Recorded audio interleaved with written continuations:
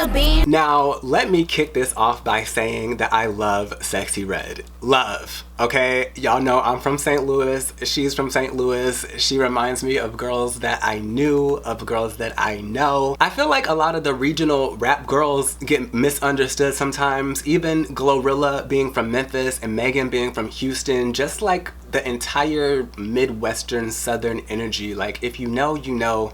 If you don't, you don't. Now, SEXYY has been active since about 2019, but she started getting mainstream attention at the beginning of last year with her song Pound Town, which was going viral on TikTok. Pound Town, just left Pound Town.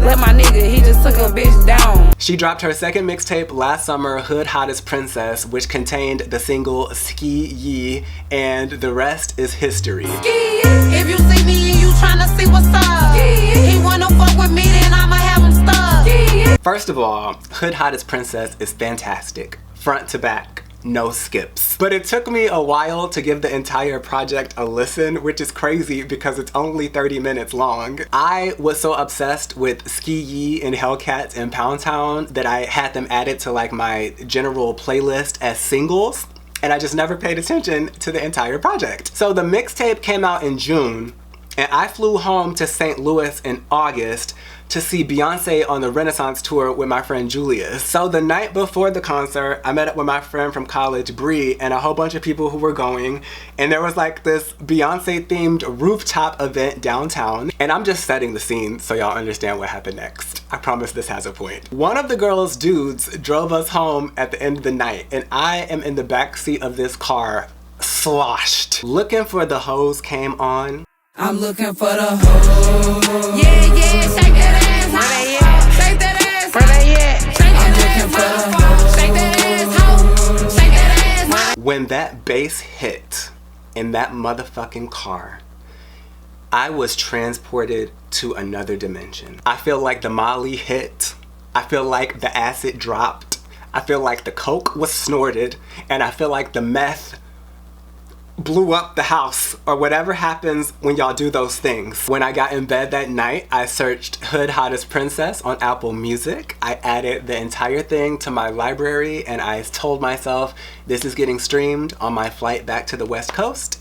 And it did. I was in my seat on that plane looking like Monica in that GIF. And ever since then, SEXYY RED has had a loyal fan out of me, and she has not been letting anybody breathe. SEXYY ran the entire last half of 2023. The Hood Hottest Princess tour sold out. She hopped on remixes to Slut Me Out, Area Codes, Shake Something, Peaches and Eggplants. Drake dropped For All the Dogs, and of course that gave us Rich Baby Daddy with Sexy and SZA. Bend that ass over, let that coochie breathe. Shake that ass, bitch, hands on your knees. Which was huge and ran well into 2024. Then my girl gave birth in February, and y'all thought she was about to sit down and breastfeed. No. Get it sexy, get it sexy, get it sexy, get it sexy. Get It Sexy dropped and dominated. She got to open more dates on Drake's tour with J. Cole. During the Drake and Kendrick beef, she dropped You My Everything, where Drake spit over the Metro BBL Drizzy beat. And even right now, What You Know About Me with Glorilla is smashing. I'm wearing booty shorts, cause my paper long. It's a Friday night, my nigga ain't home. Let's go. My girl has been consistent. Now it seems like I'm pleased, right? You're probably wondering, why is she on Overexposed? Because the only reason that things I liked got on Overexposed in the past was because y'all voted for it. I feel like beyond her music, a lot of the discourse around SEXYY is about her being a degenerate or a bad role model, misinformation about her political beliefs, and in the worst case scenario, people calling her dirty and gross. Last year, she did an interview with Theo Von. Do you think more people are going to support Trump now in the hood like or Trump. no? Yeah, they support him in the hood.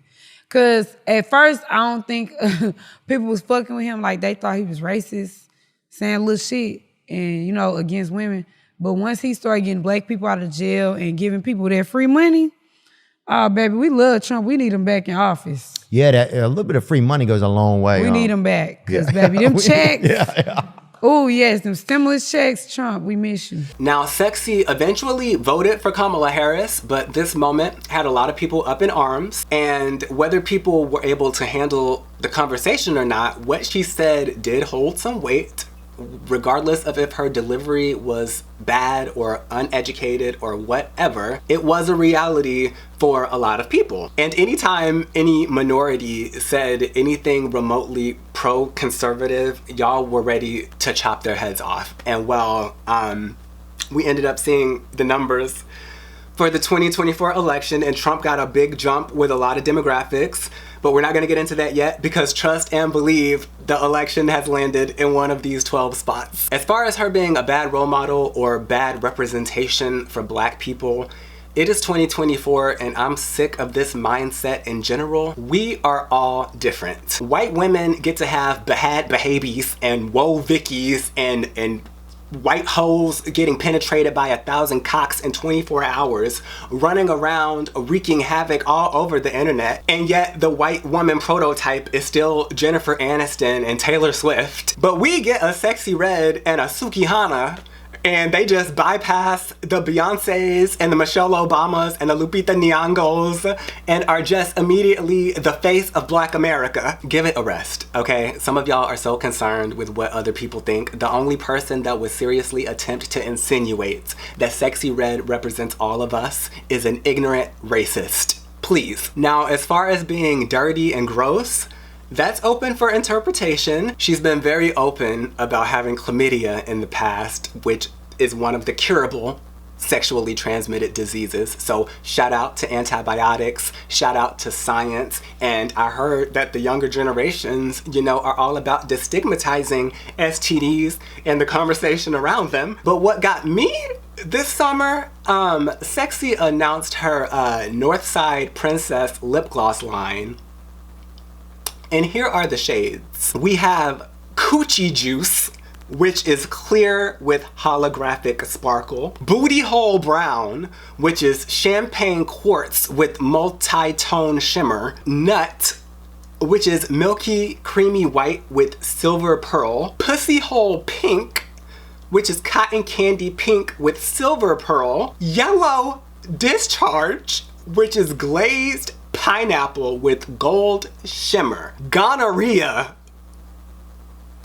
a sheer green apple with multi-chrome shimmer. Blue Balls, which is tame, a sheer frosty blue with teal and violet shimmer. And then Sex on My Period, which is candied cherry with silver and crimson sparkle. Now, even if I wanted in my heart and soul to support a local St. Louis artist, to, you know, give some coin to a Black business, I am not giving my niece a lip gloss named Coochie Juice. I am not purchasing Booty Hole Brown, wrapping it up and placing it under the Christmas tree to give to my mother. Not even my coolest, most drunk, most crossfaded auntie is receiving a lip gloss called Nut from me. And as funny as my relationship is with my sister, I can't imagine giving her anything in life that says Pussy Hole Pink. So look, I just feel like SEXYY Red is one of those polarizing pop culture figures where you're forced to have an opinion on her one way or the other. If you love her, I get it. If you hate her, I also get it. But based on 2024, it doesn't look like she's going anywhere anytime soon. So apply your yellow discharge and buckle up.